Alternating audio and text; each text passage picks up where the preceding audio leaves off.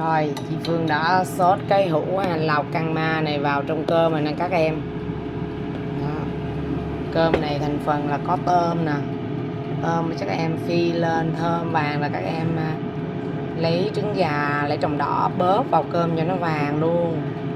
Sau đó các em xào lên rồi các em cho 2 muỗng lào căng ma này vào, nó sẽ thơm ngon và đậm đà.